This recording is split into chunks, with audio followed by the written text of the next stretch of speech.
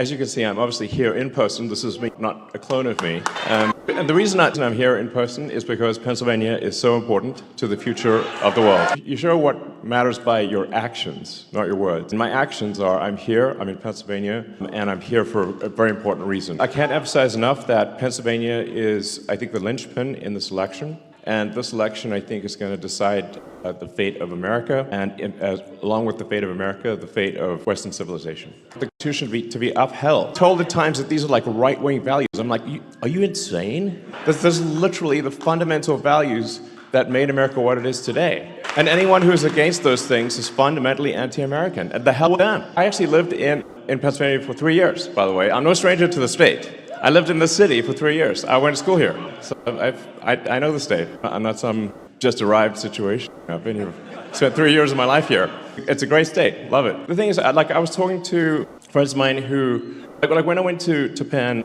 it was very dangerous at the time, but everyone thought it would get better it would get better as the years went on. One of the issues was like students would get killed from time to time, and that's pretty bad, obviously. And I was talking to someone who recently graduated from Penn. They said, actually, it's worse. And I'm like, it's worse? What the hell is going on? The reality is that if someone is a violent criminal where they either are unable to control their violence or they like it, if you do not incarcerate them, they will hurt people. That's what it comes down to. So if you don't put hardened criminals in jail, they will kill people. That's what it comes down to. Unfortunately, the situation we have here is that the Democratic Party will not put hardened criminals in prison. And so they roam free, and they prey upon you and your kids and your family and your friends. This is insane. How can we be the most powerful country in the world and it's not safe to walk around our city? What the hell is going on? Someone who claims to be doing good, but actually he is not. He is tearing down the fabric of society. Terrible. Like, you should be able to feel safe walking around American city. And it's not just Philadelphia has a challenge, New York has a challenge, every major city in the US. Like my mom lives in New York, for example. 3 of her friends have been assaulted on the street, and it's getting worse. And now, when she takes her dog for a walk, she has to stay inside of the building so she can call for help if need be. This is not the future we want. And if we get 4 more years of this, I mean, we're going to be fully Mad Max. And it's nice to watch a Mad Max movie, but we don't want to be in the Mad Max movie, okay? So yeah, and then the whole border thing is just insane. I always want to try to figure out what is the truth of the matter, what's really going on on the border situation. Is it real or is it not real? So I went there in person, and I just literally live streamed what I saw. And our border looks like World War Z. It's like zombie apocalypse. It's insane. If you don't have a border, you don't have a country. We have to have real borders. If you don't have real borders, you don't have a real country. As someone who's an immigrant, I'm pro-immigrant. I just want to make sure that people who come here are going to be assets to society, that they're going to raise our standard of living. So I think the sort of sports team analogy is a good one. Let's say you're a pro sports team, you want to win the championship. Well, you on your team, obviously, because they help the whole team win. It's true for immigration. If we have the sort of equivalent of Kobe Bryant or Steph Curry or LeBron or something like that, they want to join the team. Absolutely, of course. Do you like winning? Yeah, okay. But if they can't play basketball, they shouldn't be joining. That's real important. And yeah, and then something that doesn't get a lot of attention is the fact that the federal government is spending America into bankruptcy, which is crazy. And that's really what leads to inflation, is that when the government spends more than it brings in, that's what causes inflation. Yeah, so it's just a pernicious tax. So we have to radically reduce the amount of government spending so that we don't rack up a debt that is impossible to repay and drive the country to bankruptcy. I mean, just basic stuff, really. These shouldn't be controversial topics. Common sense, exactly. And you're seeing all these attacks on freedom of speech, and they're like attacking me for freedom. That's the First Amendment, like literally the first one. Tells me it's a high priority. And the reason they had the First Amendment was because the countries people came from, if you spoke your mind, you'd be imprisoned or killed. That's why you have it. That's really important. And then the right to bear arms is also really important. That's there to protect. The Second Amendment is there to protect the First Amendment. As soon as the government can disarm the people, they can do anything they want. We've seen this in one country after another. They take the guns away from the people, then they do fake elections, and then the people try to protest and they just get shot. That's what happened in Venezuela recently. That a fake election, Maduro lost, like massively lost, or 70% loss. And oh no, I won. No, you didn't win. There were big protests in the street. The thing is that Chavez, when he came into power, took away everyone's guns. Now you're facing soldiers with assault rifles. Were you going to throw some sticks at them or something? Use finger guns? It doesn't work. Maduro, even though he lost the election, is still in power. And that's the kind of risk that we face. But we got to do everything possible to protect the Constitution. So for all of those reasons, that's why, after thinking about it hard, it was very clear to me that Donald Trump has to win this election. Really does. Yeah. I think the most important thing that you can do, and what I'm asking everyone to do, is make sure that you're registered to vote, and then vote early, and then talk to your friends and family and everyone you know to make sure that they're registered to vote, because Monday is the deadline for voting registration. And honestly, if there's ever a time to be a pest with your friends and family, this is the time. This is the time. Everyone you know, everyone you meet, everyone you run into, register them to vote, and then get them to vote immediately. And we only have until Monday night to register to vote. The next basically 3 days are essential. And I think we see this election decided in Pennsylvania by, it could be 10,000 votes, it could be 1,000 votes, it could be 10 votes. It could be some very tiny number. So every incremental person is a huge difference. Now, I haven't been politically active before. I'm politically active now because I think the future of America and the future of civilization is at stake. Yeah, please go all out registering people. We have 3 days, let's go. Anything you possibly do. With that, I'm happy to answer questions or take comments from the audience, and yeah. Thank you. First of all, welcome to Ridley Township. Thank you. Delaware County, and welcome to Ridley School District and our beautiful high school. Yeah. Because you made this your first stop, we'd love to make honorary Ridley Raider. Thank you. Sports is big in Ridley, big in Delaware County. This is Musk's 67 counties in Pennsylvania. We got to turn every one of them red. Great. Sounds good. Thank you.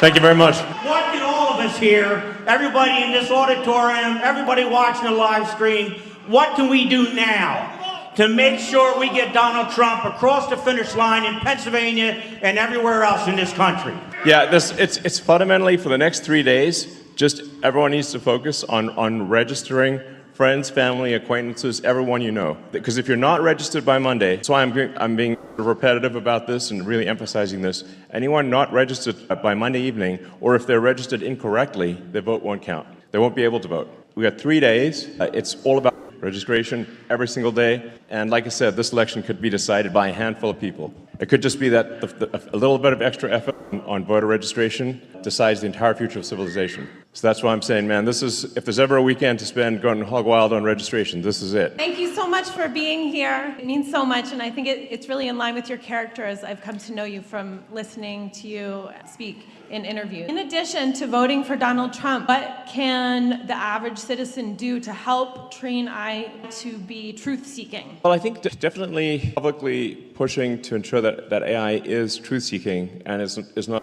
politically correct, or which means factually incorrect. That's a big deal.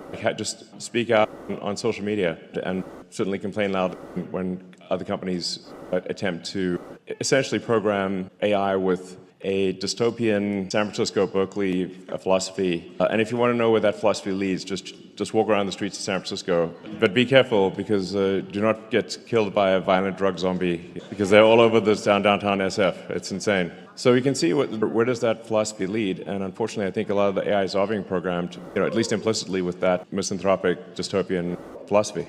Yeah. Hi, right here on your... Sorry, so the lights in my eyes and stuff, it's hard to see. My name is Jasmine. I'm originally from Malaysia, and I've been here 20 years. I came here legally. I see a lot of immigration and a lot of immigrants who came here legally. Trump. And they want strong economy. Oh, by the way, I came here because my daughter goes to school here. She told me to come over. I used to be really active in promoting Trump campaign 4 years ago, and I got burned out, and I'm so frustrated. And it's all because of the cheating. So what are we going to do with that? There is, I think, some amount of cheating that takes place. It's hard because when you have mail-in ballots and no sort of proof of citizenship, it becomes almost impossible to prove cheating is the issue. And I'm like, you've made it impossible to actually prove that there's cheating. But statistically, there are some very strange things that happen that are statistically incredibly unlikely. There's always this sort of question of, say, the Dominion voting machines. It is weird that I think they're used in Philadelphia and in Maricopa County, but not in a lot of other places. Which, by the way, every country has. I mean, Almost every country that has democratic elections requires in-person voting with voter ID. It's super weird to not have that. I think that's the only way to effectively address fraud. Given that we are today, I think we just need a very big margin of victory. If the margin of victory is big enough, then as they say, it's got to beat the cheat. So that's it. Elon, first off, you're my hero, and I love your sneakers. If you do choose to be the head of Department of Government Efficiency, yeah, DOGE. Yep. What do you think about we stop giving money to other countries such as Israel, Ukraine? We stop funding forever wars. Most likely, it's going to the deep state anyway. Yeah, well, I think in general the amount of waste that happens with the federal government is really staggering. It's a staggering amount of waste of taxpayer money. And if for any given expenditure, we have to say, well, what does this do for the citizens of America? Like, how is this good for the people of America? It's their money. For some weird reason, a lot of people in the sort of state or whatever, the politicians, they seem to forget that the money being spent is your money.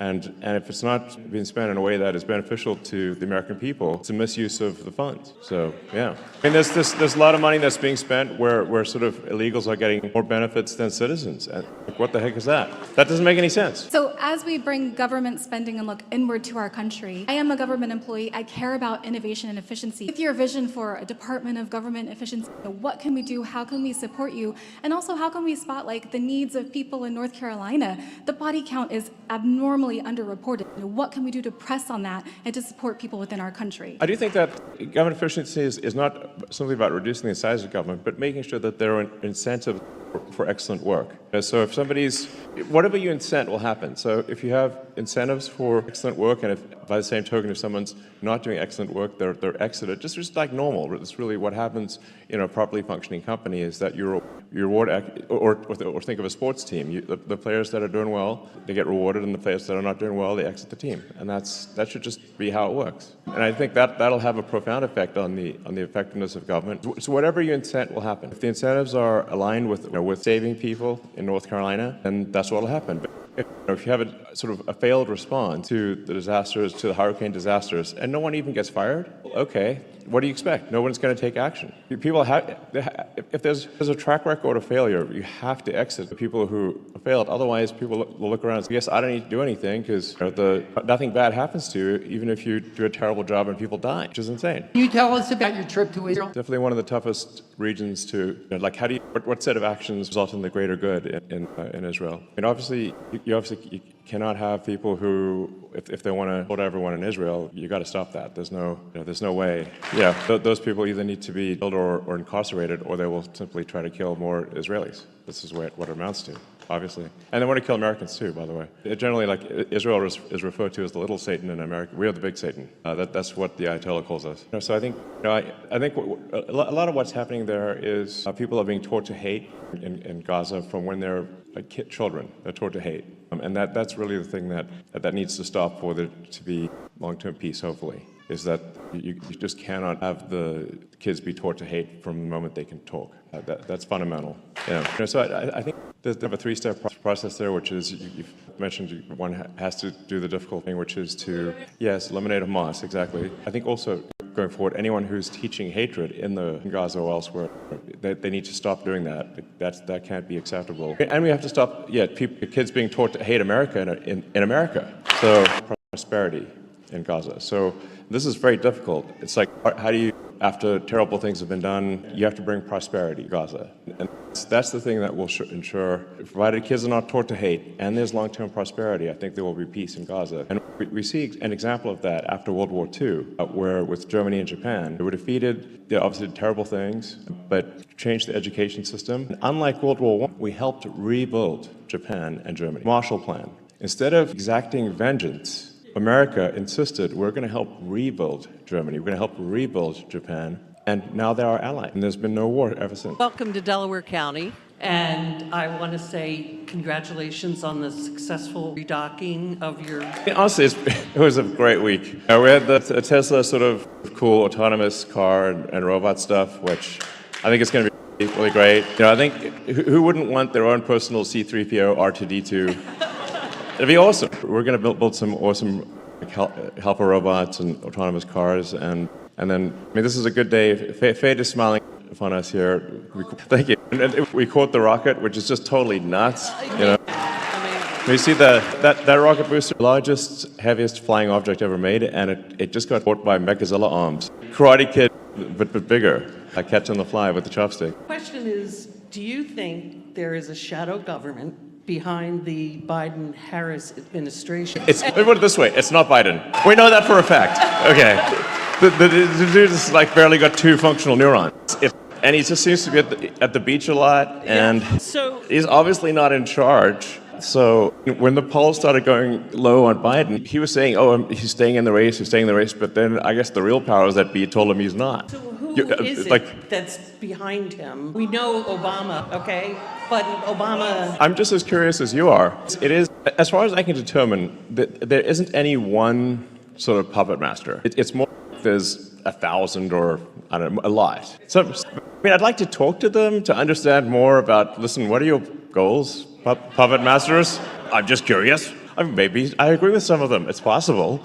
It's just obvious that Biden's not in charge. It's obvious that Kamala's not in charge. They just replaced the Biden puppet with the Kamala puppet, very obviously. And so you can tell if the teleprompter stops working, then the puppet stops. It's like, oh, the puppet just starts looping because the teleprompter broke. I don't have a teleprompter. I can just talk like a normal human. I think it's not, from what I can tell, it's not one puppet master, it's many, but it's interesting to see the crossover between the Epstein client list and Kamala's puppet masters. I bet there's a lot of names that appear in both lists. Yeah, Diddy too. Diddy did it. Elon, my name is Gregory Stenstrom. I'm here, Delaware County. 2 people who know me. In my hands, you asked earlier, I'd like to go to a hand count. We have 3 federal suits right now. One, because we know for a fact, and we have proof, that the election code in the machines in Dominion and Harlingen Civic are fraudulent here, right here in Delaware County. Jonathan Marks admitted this in court last week. Wow, he did? In court, on a transcript. I didn't read about that. Well, of course you didn't. For some reason, How many people here the know legacy me? media forgot to report about that one. How many people here know me? I usually keep up with these things, and I did not know that. We're also co-defendants, Leah Hoops and myself, also from Delaware County. We're co-defendants with President Trump and Rudy Giuliani in a defamation suit where we proved over 952 days that there was massive election fraud in 2020. We proved it in court. It's a matter of public record. We also have the proof that the election machines that are currently being used are fraudulent. We have videos right now that I can show you, ballot boxes being stuffed here in Delaware County, Montgomery County, Chester County, and across the state. Okay. We have that video. We have submitted this to the federal brief. SCOTUS case right here. Yeah. This case is just simple. It asks the DOJ to rescind their policy not to investigate election fraud. It seems crazy. We are being blocked. This DOJ is doing a great, don't know what, just take the J out of the name. Department of Injustice. What I'd like you to do, Elon, is I don't want to take too much time, and I know this is kind of a shock. We have a book here, Parallel Election. I have the Supreme Court case, and I have the federal suits here. We've called your people. We've called people who are supposed to be helping. We have hundreds of people right now ready. They're out taking videos. They're training poll workers. We are not getting support from many of the people in the first front rows. And their pictures, if you want to know who they are, in this book. What I recommend is to post content on the X platform, and then people can argue and say it's right or wrong, but you know, if you have videos or evidence, then post them publicly on social media, and then people can judge for themselves. Exactly. Okay, great. Excellent. Thank you. But don't get contentious. This is, I think, teamwork makes the dream work here. Whatever the situation, I don't want to dissuade anyone from voting. It's very important to vote. Any actions with respect to voting machines or whatnot, we certainly want to put them under intense scrutiny, but it's nonetheless, everyone needs to vote. And like I said, if you leave here with one thing, the goal is to register as many people as possible to vote. That is the goal, and we only have until Monday night. That is the goal. One mission. Bam. Being here, first, I want to thank you as somebody with a spinal cord because not many people are. I won't take up the time, but 18,000 people a year are injured, so thank you. Absolutely, and I'm hopeful that Neuralink can do a lot, actually, initially providing the ability for anyone who's lost the brain-body connection to be able to interface with their phone and computer faster than a human with working hands, which is, I think, really cool. And then, but down the road, I think it'll be possible to restore a whole body functionality if you have a Neuralink in the motor cortex that then shunts past where the neurons are damaged in the spine, I'm confident that long term you can actually restore people's ability to walk and use their hands. Well, I appreciate it. I would love to work with you on getting support around here, but... Yeah, and in fact, well, one of the things that, and to be fair, the FDA has been, within the context of their current rules, has been actually quite supportive. They've given us sort of express lane, because they've seen the quality of the work and the sophistication of the technology. They have given us a fast track approval.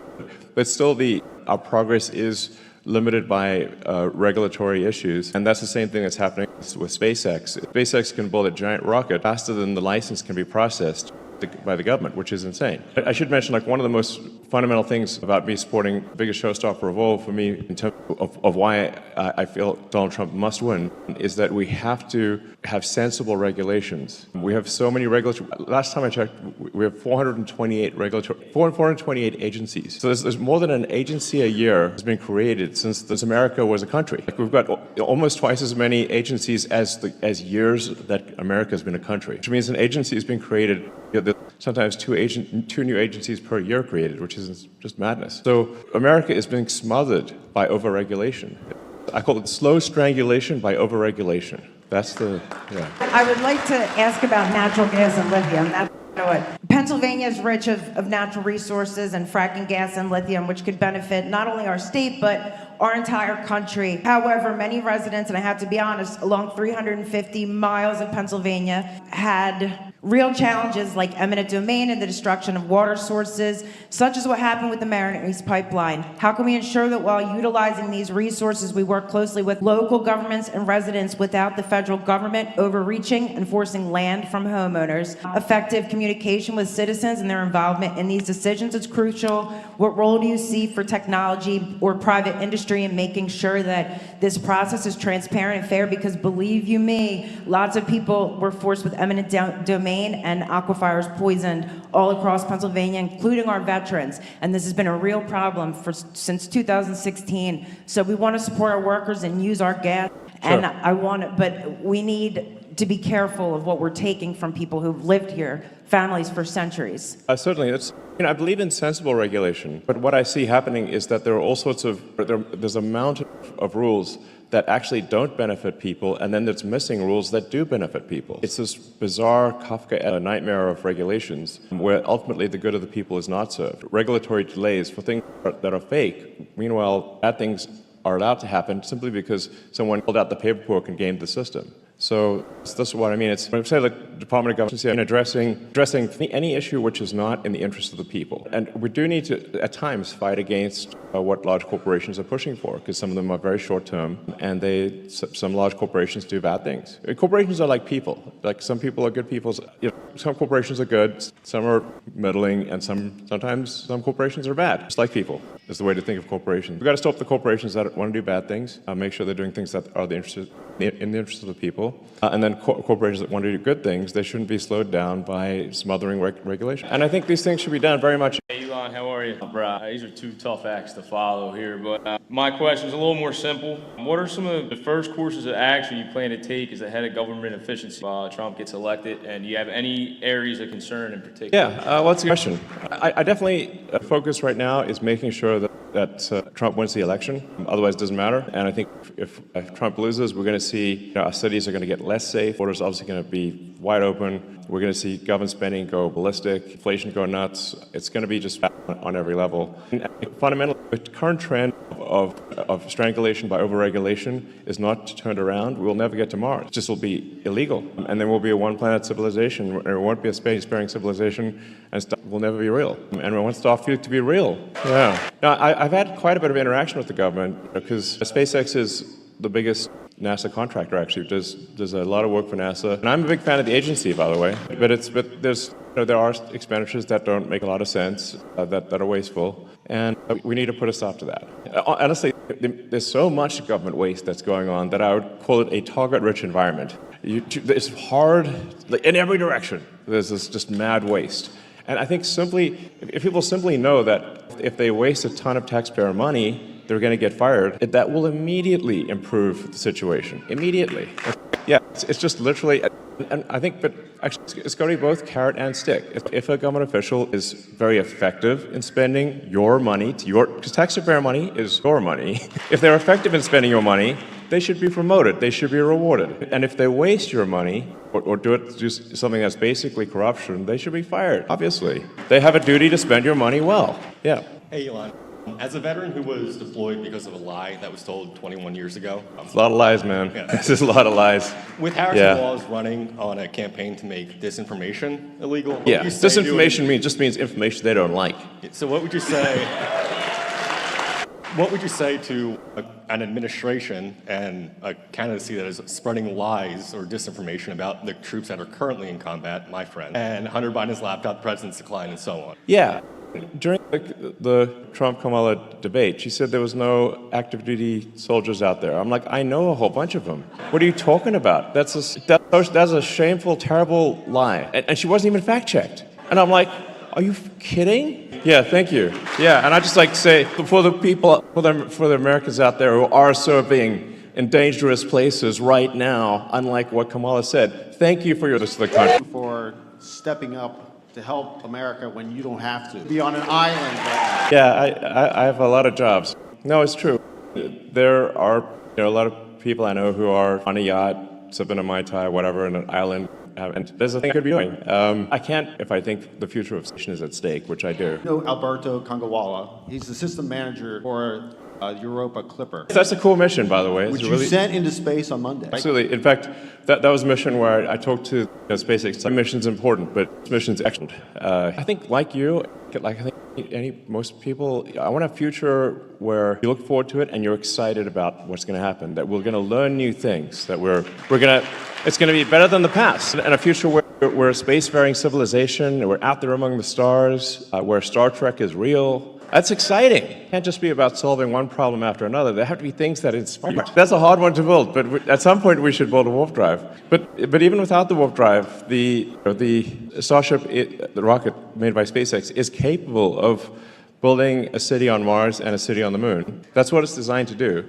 But we're being massively slowed down by regulatory molasses. I mean, I'll tell you a crazy thing. We got fined $140,000 by the EPA for dumping fresh water on the ground, drinking water. It's crazy. Like, I'm just an example of just how crazy it is. And we're using water to cool the launch pad during launch. We're going to cool the launch pads that doesn't overheat. And in an excess of caution, we actually brought in drinking water, so clean, super clean water. The FAA said, no, you have to pay a $140,000 fine. And we're like, but we let Starbase is in a tropical thunderstorm area. Sky water falls all the time. That is the same sky. So we didn't actually, there's no harm to anything. And they said, yeah, we didn't have a pump for fresh water.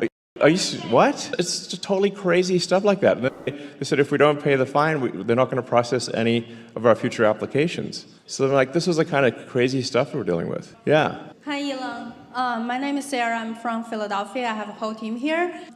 First of all, I'm really excited about your recapping of the rockets and your Hyperloop program. We actually, at this critical moment, have a proposal. The blue red quickly. I would like to sincerely to accept our protocol in the proposal, and we want to have some further discussion with you. And really thank you for putting everything you have, risking everything you have to support President Trump take our country back. Well, thank you. Sure, thanks. Hey, I'll take a few more questions and then wrap it up. But yeah, so go ahead. Elon, hi, my name is Kevin, and I grew up right in Springfield, close by, and I want to thank you for all you've given up. You were the media darling. You've sacrificed everything for freedom right now. I want to thank you for my family and everything. Yeah. I also want to thank you. I want to thank you for all the lives that have been saved with your full self-driving. And all the future lives will be saved with that. That is one of the bravest things you can do. I use that every day. You must well have many lives and many serious injuries, and also give people their time back so they can, they can just be in their car and do whatever they want and watch movies or do. It'd be great. My question for you is, and this is a very confusing thing in Pennsylvania, do you think that we should, as a voter, vote in person, wait until voting day to vote in person, or do a mail-in ballot right now? I think you should you should vote immediately right now. Yes. Can you explain real quick why? Should you have a pen? I don't know if somebody have a pen or something. Register and vote early. And yeah, I would say vote immediately. Yeah, you're welcome. All right, I'll take one more question and then we'll call it a wrap. Now, this is Matt from East West IT Services here. I'm the chairman for the Pennsylvania Chinese Coalition. We have more than 40 Chinese groups and also different kinds of associations. And I'm from Philadelphia. We are the team, and I want to know, could you give us like a Pennsylvania swing state, especially in Philadelphia, there's a lot of Democrats. Could you give us 3 top reasons why people should vote for Donald Trump? Sure. Well, the reasons that resonate are going to be different depending on who you're talking to. But I think the ones that resonate, for me at least, are we want safer cities, we want a secure border, we want sensible government spending, we want support of the Constitution and the right to speech, right to bear arms. That's what Donald Trump is going to do. The other thing I think is maybe a concern is that I think if there's 4 more years of a puppet regime, they're actually going to legalize so many illegals in the swing states that there won't be swing states anymore. And this will be the last election in that case. And we'll be a permanent one-party state like California. In California, which is mind-blowing, they passed a law banning voter ID for any election in California whatsoever. Now they're going to try to do that nationwide. In fact, if they can, they will do it nationwide. If the Dems win, they'll ban voter ID nationwide. So that's why I think if Trump doesn't win, this is the last election. Yeah. Thank you.